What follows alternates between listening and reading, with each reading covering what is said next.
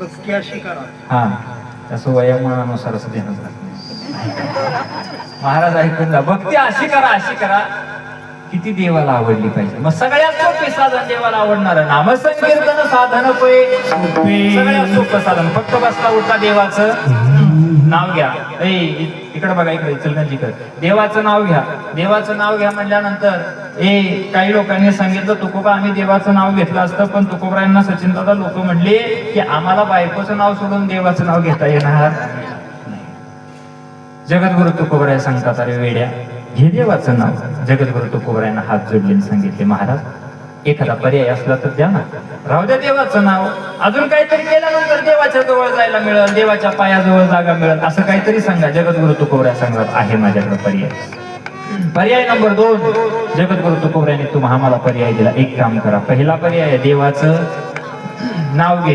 जर देवाचं नाव नाही घ्यायला जमलं तर दुसरा पर्याय सांगितला. काय पर्याय आहे? व्रत करा एकादशी परामृताच्या राशी.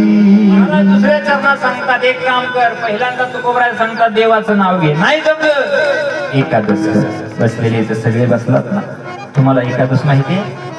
मोठ्यानं बोला, मोठ्यानं पटापटा. हा माहिती आहे ना. एकादश महिन्यातून किती वेळा येते? 2 वेळा. मग महाराज एकादश जर म्हणताय मग एकादशी दिवशी नेमकं करायचं काय? काय करायचं? आदल्या दिवशी शाबू भिजत घालायचं. महाराज ऐकून जा. एकादश करायचे ना, निरंतर उपवास करायचा आणि माझ्या विटेवरच्या मालकाचा आठव करायचा आणि दुसऱ्या दिवशी बार्शीला एकादश जर सोडली तर एकादशीचं पुण्य काय होतं?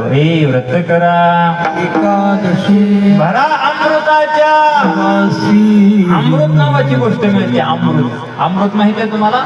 या जगाच्या पाठीवर अमृत कोणाला मिळालं? 2 जीवाला अमृत मिळालं. 2. पहिली गोष्ट आहे अमृत कुठून निर्माण झालं माहितीये? इंद्राची संपत्ती ज्यावेळेस समुद्रात पडली, त्या समुद्राचं मंथन झालं, त्याच्यातून अनेक रत्न बाहेर पडली. त्याच्यातून लक्ष्मी बाहेर पडली, त्याच्यातून मधुरा बाहेर पडली. मधुरा माहिती आहे तुम्हाला? इकडे गड्यासनी माहित असेल. मधुरा माहिती आहे काय? मधुरा म्हणजे दारू असं माहित असतं आपल्याला. ऐका, मधुरा म्हणजे दारू बाहेर पडली आणि त्याच बरोबर लक्ष देऊन ऐका, त्याच बरोबर त्याच समुद्रातून अमृत बाहेर पडले. अमृत कोणाला द्यायचं आणि मधुरा कोणाला द्यायची? मग मधुरा दिली राक्षसांना. ऐकून जा. मधुरा कोणाला दिली? राक्षसांना. आणि अमृत दिलं कोणाला? देवांना. पण ज्या वेळेस अमृत घ्यायच्या वेळेस थोडासा वाद झाल्यानंतर त्याच्यातील काही थेंब अमृत खाली सांडलं आणि त्या अमृताचे थेंब या मृत्यू लोकात येऊन पडले. मृत्यू लोकात 4 थेंब अमृत सांडलं गेलं आणि ते खाली येत असताना प्रसंग असा घडला. त्याच प्रसंगाला सर्पाने जांभळी देण्याकरता तोंड आ केलं होतं. सर्प माहिती आहे तुम्हाला? साप माहिती? ऐकून जा. आणि सापाचं तोंड असल्यामुळे त्या अमृताचे 2 थेंब सापाच्या तोंडात पडले. तोंड मिटलं गेलं आणि ते अमृत सापाला मिळालं. सापाचा मृत्यू निघून गेला. महाराज अमृताने काय होतं माहितीये तुम्हाला? मृत्यू टळतो. मृत्यू अमृत मिळाल्यानंतर. मग तू म्हणाल सापाला मृत्यू येत नाही का? अजिबात येत नाही. सापानं जर कातन सोडली की तो परत 18-20 वर्षाचा होतो. तो म्हातारा होत नाही, तो मरत नाही, काय नाही. फक्त त्याचं तोंड खेचूनच मारावं लागतं तरच तो मरतो. गड्या ऐकून जा. महाराज हे झालं पहिलं. पुरावा क्रमांक 2 एकादश केल्यावर फायदा सांगतो. इथं बसलेले ऐकून जा. पुरावा क्रमांक 2 तुम्ही शेतकरी माणसं आहे, शेती बघितली ना तुम्ही? शेतामध्ये ऊस लावावा लागतो का उगवून येतो? मोठ्यानं बोला. लावावा लागतो का उगवून येतो? लावावा लागतो. आणि त्या शेतामध्ये गवत लावावं लागतं का उगवून येतं? महाराज कितीही बायका सांगा, बाय पुढे गेली गवत मागायचं. ऐकून जा. कितीही पर्याय करा, कितीही कीटकनाशक मारा, गवत उगवल्याशिवाय राहत नाही. मग महाराज ऐकून जा. का?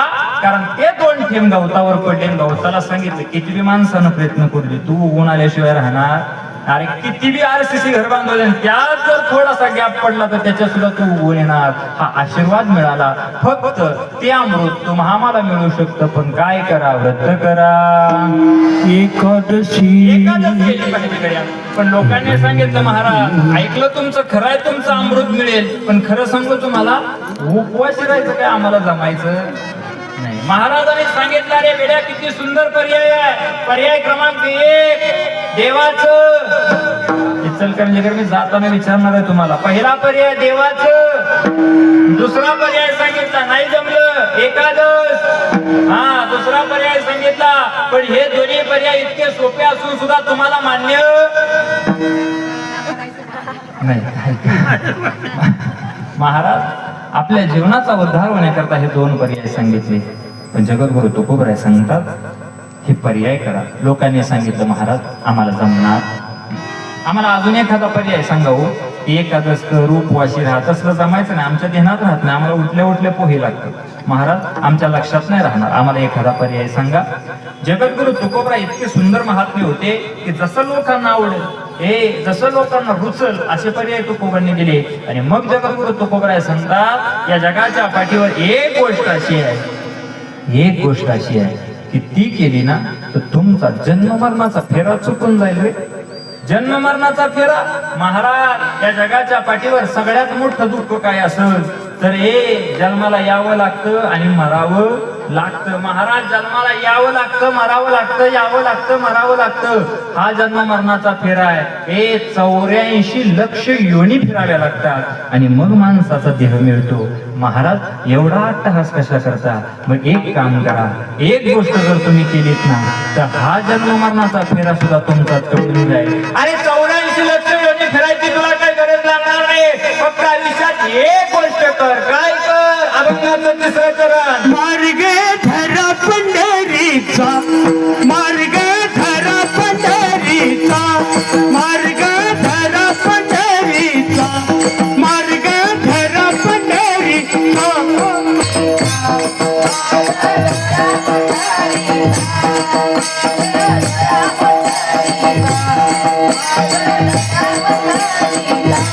मार्ग धरा पंढरीचा, मार्ग धरा पंढरीचा, मार्ग धरा पंढरीचा, मार्ग धरा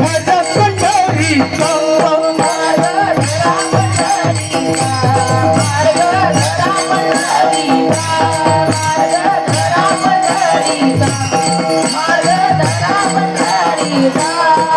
मार्ग धरा पंढरीचा, चुकवा फेरा चौघडीचा, मार्ग धरा पंढरीचा, चुकवा चौघडीचा. व्रत करा एकादशी, व्रत करा एकादशी, व्रत करा एकादशी, व्रत करा एकादशी.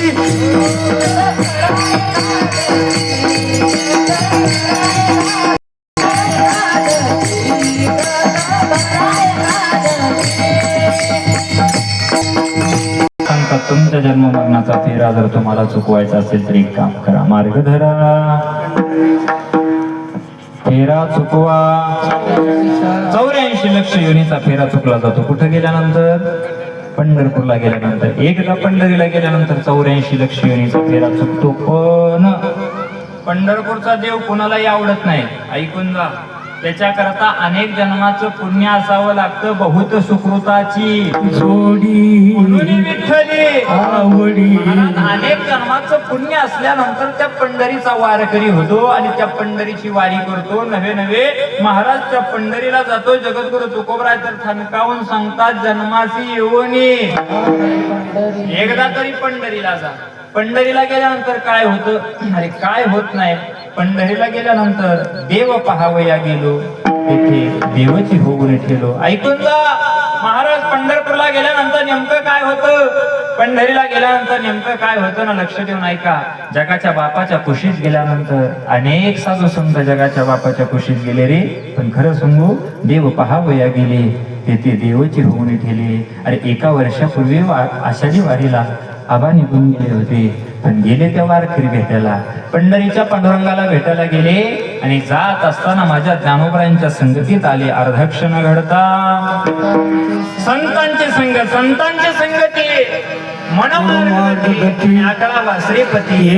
पंथी. महाराज संतांच्या सोबत माझ्या ज्ञानोबरांच्या सोहळ्यामध्ये आनंदाने उड्या मारत गेले. देव पहावया गेले, तिथे देवाची होऊन ठेले. ऐकून झाले गड्या. महाराज पण हे असण्याकरता अनेक जन्माचं पुण्य असावं लागतं. आणि जर हे पुण्य असेल तर महाराज देव काय करतो त्याच्याकरता सांगून जाईन तुम्हाला. उचनीचे काही येणे भगवंत इष्ट भाव भक्ती देखोनिया. पुत्री कन्या दैत्या घरी रक्षी. महाराज हिरण्यकश्यपू नावाचा राक्षस होता. त्या हिरण्यकश्यपूला मरण नको होतं. मरण त्याने देवाला प्रसन्न केलं, वरदान मागितलं. ए देवा मला कोणाच्याच हातातून मरण नको आहे. हे देवा मला आकाशात मरण नको आहे, मला जमिनीवर मरण नको आहे. हे देवा मला घरात मरण नको आहे, मला दारात मरण नको आहे. हे देवा ऐक रे देवा, मला माणसाच्या हातातून मरण नको आहे, हे स्त्रीच्या हातातून मरण नको आहे. अनेक वरदानं मागितली पण लक्ष देऊन ऐका, एवढी वरदानं मागून सुद्धा हिरण्यकश्यपूला मारावं लागलं. हिरण्यकश्यपूला मारण्याकरता जगाच्या बापानं अवतार घेतला. कोणता अवतार आहे तो? नरसिंह भगवंताचा अवतार घेतला आणि देवाने जसे वरदान दिले होते तशा पद्धतीनंच मारला. ना घरात ना दारात, उंबऱ्यावर बसले, ना आकाशात ना जमिनीवर, मांडीवर घेतला. ऐकून जा. आणि मग देवाने सांगितलं मरायचंय तुला. मग त्यानं सांगितलं होतं कोणत्या शस्त्राने ना अस्त्राने मला मरण आलं पाहिजे, म्हणून भगवंताने आपली नख घेतली आणि पोट फाडून टाकलं. ऐकून जा रे. म्हणून तुम्हाला सांगतो मरण कोणाला चुकत नाही, पण मरण चुकत नाही ना महाराज. पण जगाचा काय भाग्यवान असेल हिरण्यकश्यपू. येडी झाला का काय तुम्ही म्हणत असाल हिरण्यकश्यपू मेला, जगाच्या बापाने नरसिंहाचा अवतार घेतला आणि त्याला मारला. वेड लागलं का काय तुम्हाला? जगाच्या मालकानं अवतार घेतलाय आणि जगाचा बाप स्वतः मारायला आलाय. त्याची पुण्याई नव्हती, त्याच्या लेकराची पुण्याई होती. भक्त प्रल्हादाने नारायण नारायण अशी भक्ती केली, रात्रीचा दिवस केला. आणि भक्त प्रल्हादाने सांगितलं भक्त प्रल्हादाला विचारलं कुठाय देव, अरे कुठाय तुझा नारायण? असं म्हणल्याबरोबर सांगितलं याच्यात आहे का, त्याच्यात आहे का, ह्या खांबात आहे का? आणि माझ्या आई सांगितलं भक्त प्रल्हादाने या खांबात आहे. अरे माझ्या देवाला काळजी वाटू लागली. माझ्या भक्ताला सांगितलं या खांबामध्ये जगाचा मालक आहे, माझ्या रक्षणा करता आलाय. असं म्हणल्याबरोबर देवाला कळेना काय करावं. आणि जर हिरण्यकश्यपूने खांब फोडला गेला आणि जर खांब पाडला आणि त्या खांबातून जर भगवंत नाही निघाले, जर नाही देव निघाला, अरे माझ्या भक्ताच्या मुखातून गेलेला शब्द खोटा ठरेल. म्हणून जगाच्या बापानं नरसिंहाचा अवतार घेतला आणि त्या खांबामध्ये प्रवेश केला आणि खांब फुटता क्षणी नरसिंह भगवान प्रगट झाले. ऐकून जा. त्या लेकराची कृपा होती म्हणून बापाला मरण इतकं चांगलं आलं, हे लक्षात ठेवा. बापानं तर त्याला सांगितलं होतं कोण नारायण म्हणेल त्याची जीभ छाटून टाका. इतका असं असताना सुद्धा त्याच्या पोटाला चांगलं पोरग आलं. तुम्ही आम्ही रोज वाऱ्या करतोय, रोज वारीला जातोय ना आपलं डोलत घरी येते, त्यात काही विशेष एवढा घ्यायचा नाही महाराज. त्याच्या करताना जे प्रारंभ आहे ते कोणाला चुकत नाही. पण एक सांगू तुम्हाला, चांगले माय बाप होणं हे आपल्या हातात. आई बाप कोणाचे व्हायचं हे आपल्या हातात. कोणाचं आई बाप व्हायचं? मला फौजीचे आई वडील व्हायचं आहे, हे आपण लहानपणापासून जर ते हे ठेवलं तर त्या पोराला तसे संस्कार दिले ना तर लक्ष देऊन ऐका, एक ना एक दिवस तुम्ही फौजीचे आई बाप झाल्याशिवाय राहणार नाही. तुम्हाला वाटलं ना मला महाराजाचे आई बाप व्हायचंय, ऐकून जा. असं लहानपणी लेकरू संस्थेत घालावं लागतं. हे दुसरीला आहे, तिसरीला आहे. या वयात संस्थेत आल्यानंतर, या वयात अध्ययन केल्यानंतर हे लेकरू महाराज होतं, हे लक्षात ठेवा लहानपणापासून. पण आपलं कसं झालंय, आपण लागलो पैशाच्या मागे. पण खरं सांगू, करोडो रुपये इस्टेट तुम्ही कमवा, करोडो रुपये, आणि करोडो रुपयाची इस्टेट कमवली आणि खऱ्या अर्थानं तुमची ही इस्टेट वाया गेली. तुमचं पोरग जर व्यसनाहारीन गेलं, तुमच्या करोड रुपयाला आग लावल्याशिवाय राहणार नाही. म्हणून तुमचं लेकरू तुमची इस्टेट आहे असं समजा आणि मग असं लेकराला संस्कार द्या. एक ना एक दिवस तुमचं लेकरू सुद्धा तुमचं नाव मोठं केल्याशिवाय राहणार नाही, हे लक्षात ठेवा महाराज. लेकरानं चांगलं काम करू द्या आणि वाईट काम करू द्या, पावती फाटते आई बापाच्या नावानं. चौकामध्ये बॅनर लागू द्या आणि पोरगा आर्मीत भरती होऊ द्या. लोकांना माहित नसलं की बॅनर वाचला की लोक म्हणतात अरे कोणाचं लेकरू आहे रे हे. लोक सांगतात आमक्या आमच्याचं पोरगा आहे. आणि गावात डीजे येऊ द्या आणि डीजे पुढे पोरग नाचू द्या. लयच नाच तरी वळा कुणाचा ये कसंही काम करा, बिल आई बापाच्या नावानं फाटतं. म्हणून चांगले आई बाप व्हायचं का नाही व्हायचं हे आपल्या हातात. महाराज भक्त प्रल्हादाने बापाला मोक्ष दिला, ऐकून जा. पण एक छोटीशी गोष्ट केली. काय केली? नारायण नारायण बसता उठता देवाचं नाव घेतला. बसता उठता देवाचं नाव घेतल्यानंतर काय होतं? पुण्याची गणना पुण्याची गणना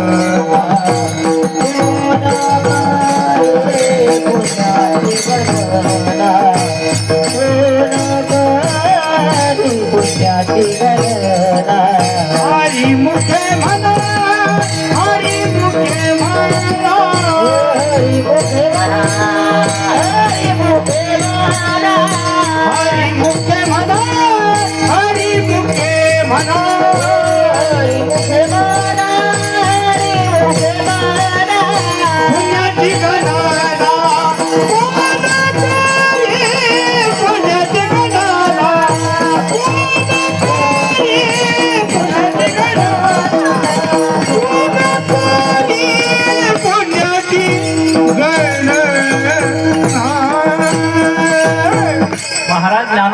भाषा आहे. ज्ञानोबराय सांगतात हरिमुखे हरिमुखे आणि पुण्याची गणना कशामुळे हरिमुखे म्हणा म्हणा हरिमुखे. हा फक्त हरी म्हणल्यानंतर हरी हरी हरी मंत्र हा शिवाचा. अरे फक्त हरी म्हणल्यानंतर शिवाचा मंत्र हे सोडूनच द्या. जो हरी म्हणतो त्याला डायरेक्ट मोक्ष मिळतो. हरी हरी हरी आणि म्हणती देवाच्या डायरेक्ट मोक्ष. महाराज इतका वारकरी संप्रदाय सोपा आहे. इतकं देवाचं नाव घेतल्यानंतर फायदा आहे. पण आम्हाला जमणार ऐकून जा. पण खऱ्या अर्थानं सांगू तुम्हाला आज पुण्यस्मरणानिमित्तानं का बंद घेतला हा माहितीये. कारण इथून पुढे तुम्ही गेल्यानंतर तरी आबांचं जे स्वप्न होतं ते पूर्ण व्हावं. त्यांची इच्छा होती एक एक माणूस वारीला आला पाहिजे. घरातल्यांचा अट्टास होता की नका जाऊ तरी सुद्धा जायचे. वारी जवळ आली की बायकोनं सांगितलं की नका ना जाऊ आपण जायचंच. हा अट्टास होता. इतकी भक्ती होती तनामध्ये ध्यानामध्ये फक्त आणि फक्त विठ्ठलाचं चिंतन होतं. म्हणून इथून पुढे सांगतो नारदाच्या गादीवरून शब्द येतो की मी जिवंत आहे. ऐकून जा मी खोटं सांगणार नाही. पांडुरंगाची शपथ घेऊन सांगतो या कुटुंबाचा इतका अट्टास आहे ना या कुटुंबावरती कोणतंही संकट आलं तर माझा भगवान परमात्मा ते संकट स्वतःवर घेतल्याशिवाय राहणार नाही. कारण इतकी ताकद माझ्या देवाची आहे. साधा वया आणि नाहीलाज जो देवाला गेलाय आणि तो माघारी नाही आला ना हे जगाचा बाप त्याला हृदयात जागा देतो. हृदयबंदी खाना केला आज विठ्ठल कोंडलेला. महाराज ऐकून जा. पण खरं सांगू खऱ्या अर्थानं तुम्हाला हे हवं असेल तर एक काम करा. मार्ग धरा फेरा चुकवा. 84 श्रेणीचा फेरा चुकला जातो फक्त पंढरपूरला गेल्यानंतर. महाराज त्या पंढरपूरचं असं काय महात्म्य आहे हो. ऐकून जा. स्वर्गामध्ये देव राहतात पण स्वर्गातल्या एका देवाला श्राप मिळाला. श्राप का मिळाला कशासाठी माझ्याकडे वेळ नाही. चंद्राला श्राप मिळाला. चंद्राचा श्राप मुक्त होण्याकरता काय करावं लागत. ब्रह्मदेवाकडे गेला आणि ब्रह्मदेवाला विचारलं माझा श्राप मुक्त झाला पाहिजे मला या दोषातून मुक्ती मिळाली पाहिजे काय करावं लागत. ब्रह्मदेवानं सांगितलं एक काम कर या मृत्यू लोकामध्ये जा आणि या मृत्यू लोकामध्ये भू वैकुंठ पंढरी आहे त्याचं नाव पंढरपूर आहे. जम्मू या दीपा माझी एक पंढरपूर गाव धर्माचे नगर देखा विठू पाटील त्याचे नाव का त्याच्या जवळ काय करावं लागत. अरे त्याच्या दारामध्ये त्याच्या अंगणामध्ये त्याच्या प्रांगणामध्ये भीमा नदी वाहते. भीमातील एक त्याचे नाव आणि त्या पंढरपूरला जा आणि त्या भीमेच्या पात्रात आंघोळ कर आणि आंघोळ केल्यानंतर ज्याच्यासाठी भगवान परमात्मा तिथं आलाय त्याचं नाव पुंडलिक आहे आणि त्या पुंडलिकाच्या समोर एक नंदी आहे आणि त्या नंदीला एक गवताची पेंडी चार आणि माघारी आहे. जर त्या नंदीनं पेंडी खाल्ली की तुझा दोष मुक्त झाला असं सांगितल्या बरोबर चंद्र आला मृत्यू लोकामध्ये आला आणि पंढरपूरला उतरला. पंढरपूरला उतरल्यानंतर भीमेच्या काठावर गेला आणि भीमा नदीमध्ये आंघोळ केली. भीमेमध्ये खळखळ खळखळ आंघोळ केल्याबरोबर चंद्र बाहेर आला आणि चंद्राने त्या भीमेमध्ये आंघोळ केल्याबरोबर त्याच दिवसापासून त्या चंद्रभागा असं त्या नदीला नाव पडलं. गड्या ऐकून जा. तिथून पुढे गेला पुंडलिकाच्या मंदिराजवळ गेला. पुंडलिकाचं दर्शन घेतलं. एक गवताची पेंडी घेतली आणि पुंडलिकाच्या समोर नंदी होता. तिथं बसलेला प्रत्येकाला माझा प्रश्न आहे देवाच्या समोर जो नंदी असतो त्या नंदीचं तोंड भगवंताकडे असतं का बाहेर असतं. मोठ्यानं बोला. बसलेले देवळात जाता ना तुम्ही हा कुठं असतं देवाकडे असतं. महाराज त्या पुंडलिकाच्या समोर जो नंदी होता ना त्या नंदीचं सोंड सुद्धा देवाकडे होतं. आता काय करायचं. आजही पंढरपूरला गेलात ना तर पुंडलिकाच्या मंदिराच्या बाहेर समोर उभा राहिल्यानंतर डाव्या हाताला एक नंदी आहे आणि त्या नंदीचं तोंड पुढं होतं. काय करावं चंद्राला समजे ना या दोषातून मुक्त व्हायचं आहे. चंद्र पाठीमागे उभा राहिला नंदीच्या आणि नंदीला विनंती केली ऐकले स्वर्गावरून या पुंडलिकाची खाती या पंढरीची खाती पांडुरंगाची खाती ऐकली आणि इथपर्यंत आलोय. मला या दोषातून मुक्त होण्याकरता तुला ही पिंडी खावी लागल. ऐकले नंदी ऐकतो का तू असं म्हटल्याबरोबर जगाच्या पाठीवर इतिहास घडला आणि ज्या भगवंताकडे तोंड असणारा नंदी जागेवर माघारी फिरला आणि घर दिसना माघारी फिरला आणि त्या नंदीनं चंद्रभागेकडे तोंड केलं आणि पेंडी खाल्ली. आजही पंढरपूरला जा जगातील एकमेव असं मंदिर आहे की त्या मंदिराच्या समोरचं नंदीचं तोंड हे देवाकडे नसून हे देवाच्या समोर आहे, पुंडलिकाच्या समोर तो नंदी आहे ना, हे महात्म्य त्या पंढरीचं आहे, ऐकून जा. म्हणून जन्मासी येऊनी पहारे पंढरी, एकदा तरी पंढरीला जा. आणि जर पंढरीला गेलात तर काय होईल, तिथं गेल्यानंतर तिथं गेल्यानंतर झळझळीत सोनसळा, कळस दिसत सोजवळा, भरवे भरवे पंढरपूर आणि विठोबारायाचे नगर. महाराज त्या विठोबारायाच्या नगरामध्ये गेल्यानंतर काय करा, एकच काम करा, विठोबा रखुमाई,